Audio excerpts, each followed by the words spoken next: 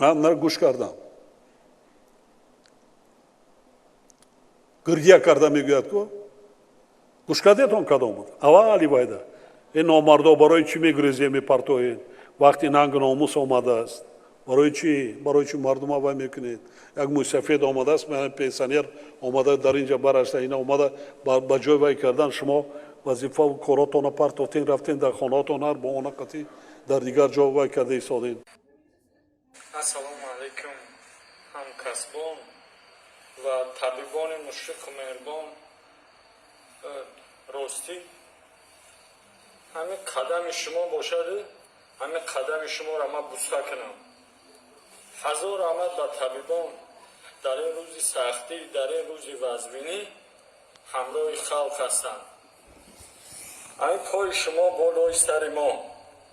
ҳазор раҳмат ба духтурони ваҳдат, духтурони ҳисор, табибони истиқлол, табибони якум советский, табибони кулобшаҳр, табибони тамоми ҷумҳурӣ, касоне ки имрӯз бо халқ ҳамроҳ ҳастанд, дар кӯмаки халқ ҳастанд.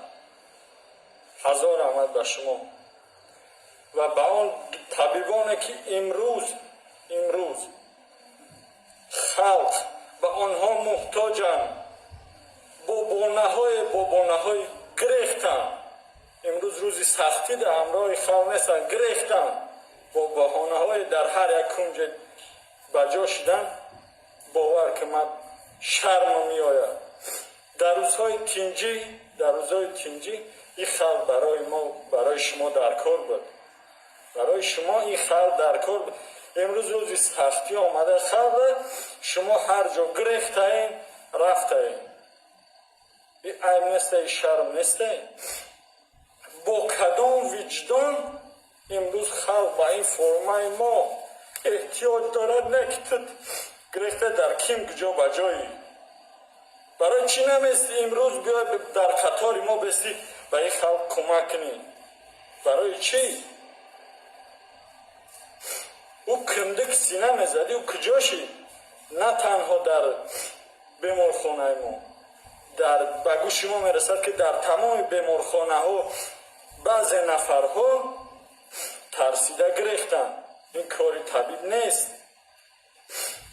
доктор Амақилов, мумкин аст ина фелшер мусафед нафақахира 4 шабона рӯз чи пеши набераҳо, фарзандо хона нарафта. ин айб нестай ки духтурони ҷавон аз кор метарсанд. ин айб нест. рӯзадор аст. иммунитет мега паст боша мегрезанд. иммунитети ин мусафед паст нестай. имрӯз дар бари мо ҷавонон ҳамин мусафед чихтай. 4 шабона рӯз, дар 4 шабона рӯз 8 соат хоб кардага, дар 96 соати корӣ 8 соат хоб карда. 88 соати дигар ҳамин одам чих ба халқи миллат хизмат карда. ҳамин хел ҷавонмардо ох дигар чӣ бугӯ ман ақилам. ҳамин доктор, ҳамин каскал, ҳамин очки бикаш, ҳамин мардум қаҳрамони хича бибинам. ранги дигаро бузилори нагрезам. ҷавонон я марҳамат. ина нафақахир доктор ما در خلق خدمت میکنیم. انشاءالله با خواهش الله ایامی سختی و ایامی چیزا میریم. ما باور داریم که دیگه طبعا همچون من با خلق خدمت میکنم. ما در خدمت خلق. سلامت باشید. من شما را بگردم رحمت کلام. با یک چی گویم آخی؟ این در همقل پدر بابای ما میشوه. امروز چه به خلق خدمت کرده سی بعضی نامردو ای کار گریختن. تو میای روزی دیگر همه تینجی میشوه انشاءالله.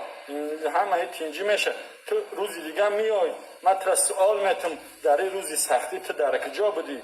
با کدام روح بر روی من نگاه میکنی؟ چی جواب میگوی؟ چی جواب میگوی؟ من گریختم. این برای طبیب айб аст. мардуми тоҷикистон гуфтанем ки ман ай рӯзи аввал дар хизмати шумо будам ва дигарон буданд. имрӯз баъзе табибҳои мо хизмати софдилона кардан, имрӯз дар бистари беморӣ ҳастанд баъзеашон. ба онҳо шифои комил, шифои оҷил мегӯм. раҳмат ба он табибое ки имрӯз хай бо таби баланд дар бистарӣ шудагиянд. ҳазор раҳмат барои хизматҳои шумо. ин суханҳои мо ба шумо сахт нарасаид, ба шумо тамоман алоқамандӣ надорад. он ба онҳои алоқамандӣ дорад ки онҳо худашон медонанд. дир аз бахшида ба рӯзи табибон, президенти кишвар Эмомалӣ Раҳмон дар мулоқоти хеш аз табиби тоҷик Муҳаммадҷон Ҳусейнов тавсиф карда ӯро намунаи ибрат хонд. ин табиб аввали моҳи май дар як видеои кӯтоҳаш аз табибоне ки дар рӯзҳои сахти пандемия беморонро дар беморхона партофтанду дар хонаҳои худ пинҳон гаштанд танқид кард. ҷаноби олӣ муҳтарам Эмомалӣ Раҳмон дар вақти суҳбат гуфт ки видеои ин табиб ӯро сахт ба диққат овард ва ӯ махсус хост ки ин табибро ҳатман ба ин мулоқот даъват кунанд ва ба мукофоти давлатӣ пешбарӣ намоянд. ман пешниҳод карда будам ки ин каса мукофоти давлатиро пешниҳод карда кун. инҷа биё, инҷа биё. инҷа ранг рӯз соз аст ку? унҷа ба фикрем ки чанд ҳафта дар ҳамунҷа буди роҳотам нашудади соз.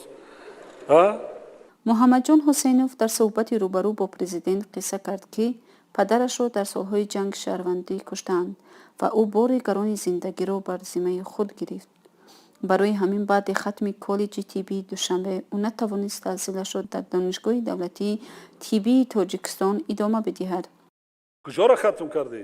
коллеҷи тиббии ҷумҳуриявии шаҳри Душанберо. коллеҷи ҷумҳуриявӣ Душанбе. баъд нахонди чида донишгоҳи тиббида? таваллуди чанд аст? чанда рафтаӣ? 31 дам. оиладор ҳастӣ? шукронаи худо соҳиб як фарзандам. як фарзанд? шаҳри душанбеда? шаҳри Душанбеда. шаҳри душанбе? квартирада зиндагӣ мекунӣ?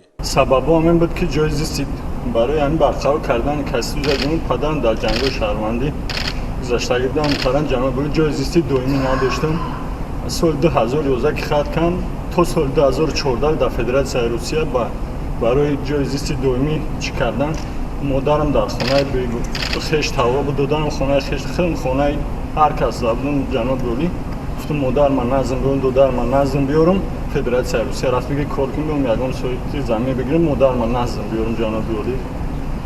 заҳмат кашидем хай шукронаи худо ҳозир ана хонам хонаи тари меохе ҳаму барак меганам тари дорам муҳтарам ҷаноби олӣ.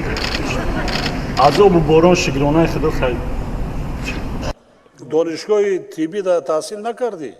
ҳозир вай кунем супоришем имконияти рӯзона хондан дорӣ? дорам ҷаноби ректор инаме вая ошнои мора вай мекунӣ дохил мешавад вазир як ҷода медбирад вайш мекунӣ коргира маош гира гудакоша.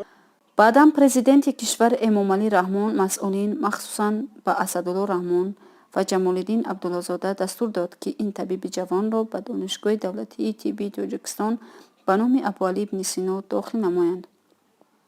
инчунин барояш ҷойи кори мувофиқ биёбанд то ин ки оилаашро хоронда тавонад. ҳамчунин супориш дода шуд ба ин табиби тоҷик дар рӯзҳои сахти пандемия аз худ ҳисси баланди номус ва садоқат ба касбаш нишон дод як хонаи дуҳуҷрагӣ ҷудо карда шавад. Асадулло Раҳмон навишта гирем ман бинам ку чӣ дорам барои квартираи хизматчиёни давлатӣ. ман як духона мешавад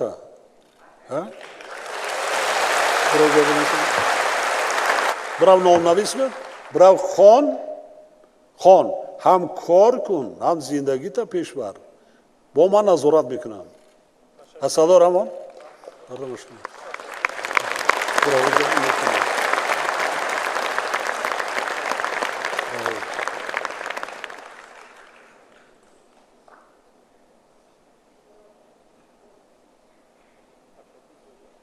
салом бошед. ихе патриото як вай жести худашон қатӣ ҳазорҳо нафар аз хафои худашон мебарад. яъне ҳазорҳо нафара ба номус меорад. ёдрас мешавем ки муҳаммадҷон ҳусейнов дар бемористони Истиқлол ба ҳайси табиб фаъолият дошта зодаи ноҳияи Восем мебошад.